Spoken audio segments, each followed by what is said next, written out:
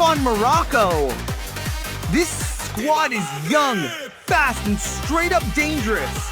You got Hakimi running the wings like a rocket, Bono shutting everything down in goal, and they just took down Senegal to win AFCON 2026. They're like really hungry. World Cup? Yeah, they might shock everybody. Running fast across the field tonight. Atlas Lions ready for the fight. Every heartbeat, every goal we chase. Victory shining on every face. Feel the power, hear the sound. Morocco's glory all around. Rise Morocco, touch the sky. One of the most successful African football nations, Africa Cup of Nations winner in 1976, and now 2 months later, also the 2025 champions. We kick off this 48 video series getting to know every nation at the 2026 World Cup, and we're starting with controversy, Morocco. Brazil. This is where I got my strongest take. Okay, what? Hit us with your strongest. I'm on Morocco. I think Morocco could win the World Cup. This Morocco team is full of talent that went all the way to the semifinals of the last World Cup. They've already shown they can win on big stages. These Brazilian players have shown they can't win at the World Cup and haven't even been even competitive at a World Cup since the one they hosted in 2014 when they lost by 1 million goals. So excuse me for not believing that Brazil is that good. Brazil has been overrated at the World Cup for a decade plus, and I don't see any reason to believe this Brazilian team is any less of a choke artist. Morocco. Marruecos is a tough team. They will have a stacked lineup for the World Cup. Not only that, they're preparing to be the host of the next World Cup. They're building the biggest stadium in the world, and right now they are the country with the biggest investment per capita in football in the world. I admire the way they play so incredibly much, propelled by PSG's dashing right back Achraf Hakimi, back-to-back Champions League winner, one of the greatest footballers now that Africa's ever produced, playing alongside new stars Brahim Diaz, the flashing blade from Real Madrid. As in the last cycle, they've just replaced their coach ahead of the World Cup. Enter Mohamed Wabi, won the Under-20 World Cup with Morocco last year. They won the African Cup of Nations. They are hosting the 2030 World Cup in part. But right now the big question is 2022, they came out of nowhere. Can they do the same, Raw, when the pressure is on them? There will be no surprise. There's actually expectation. They're a known quantity. They are a known quantity, but they also have known quality, Rog. If you look through the squad, Morocco's depth is incredible. As you say, players like Brahim Diaz and the fullback, Anais Salah Eddine, who I think will be one of the breakout stars of the tournament, they have added to the resources that Walid Regragui had in 2022. And a little more proactive. Yeah, they're more comfortable, I think, with being a force in the game. They are the biggest team in Africa. They are the most successful team in Africa. They have players from major leagues, from major teams. You saw at the core of that team from 2022, Amrabat, Unahi in midfield, El-Kabi up front, around players like Hakimi and Diaz. There is real quality there.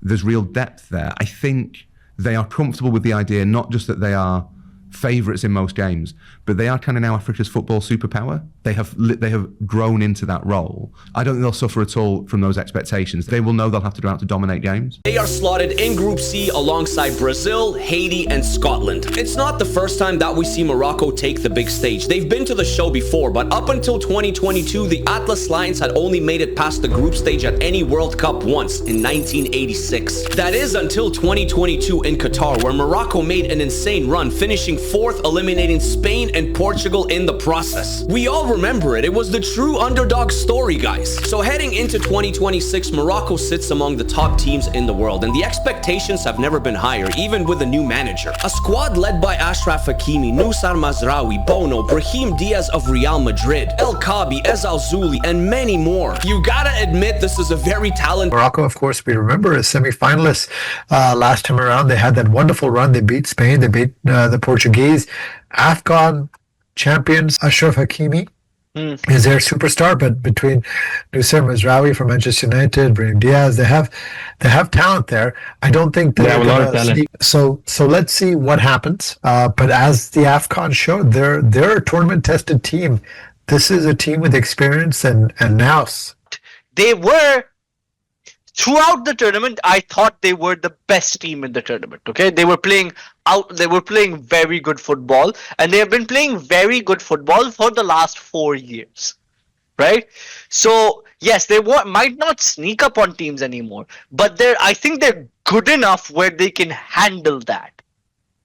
Right? They've got a lot of good talent, man, especially in midfield. You got Ayub Wadi, you got Ismail Salibari of PSV. He's amazing. Yeah. LA now, he plays for Roma as well.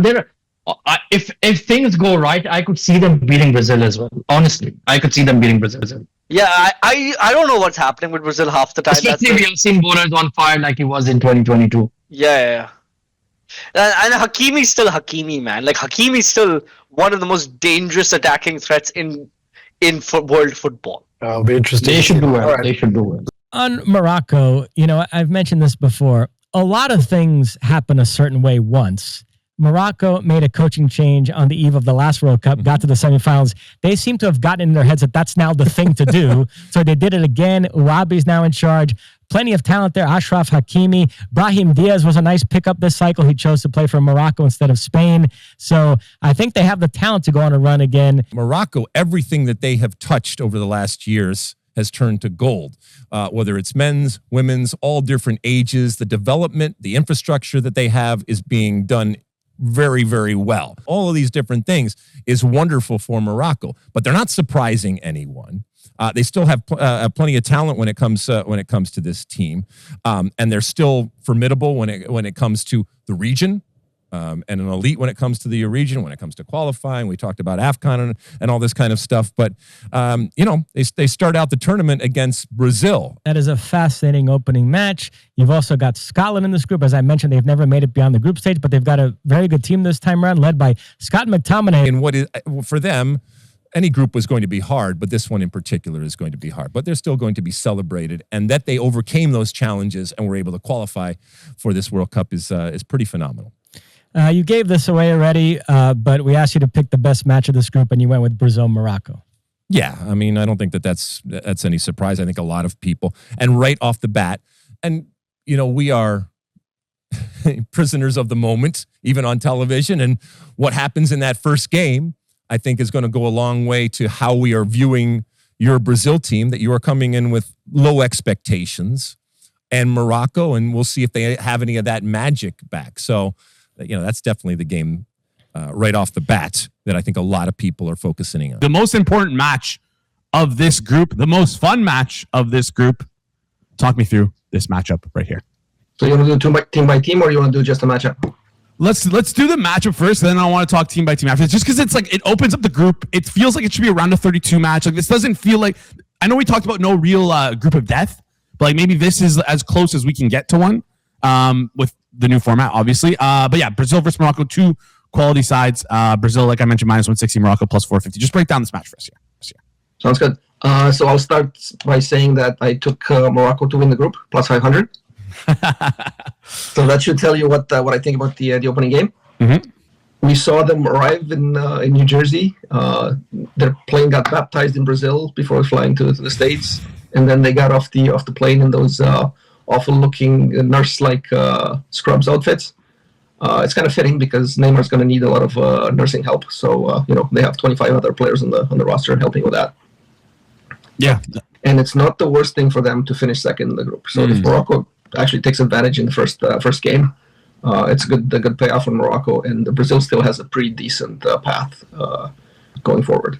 So you like Morocco to win the group around plus 500. It's around plus 340 on FanDuel, but shop around there because you can find some better prices than that than the FanDuel price here. But you like Morocco also to win in this first game, then not just the tie. But if you were to bet just this first game, would you just take the Morocco at plus 450, or would you look at like the plus half market? I would probably look at plus 3/4. Okay.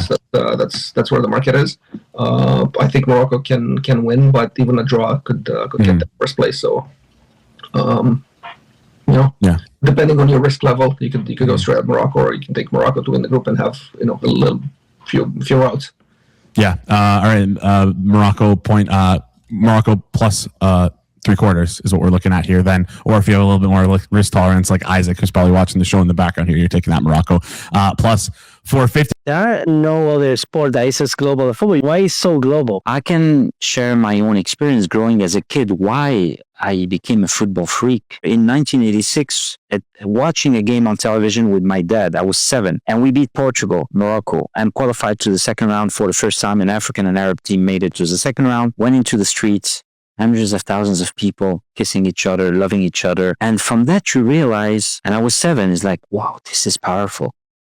And I just never found in my life anything else as powerful as that. All in on the Moroccans. Well, I think Morocco semi-finalists last time out. Like Morocco were the best team at AFCON over the course of the competition. They've since changed their head coach with Mohamed Ouhabi coming in, another one of these guys who has been elevated from his role as the under-20s manager into being the senior team manager. What happened in the under-20s?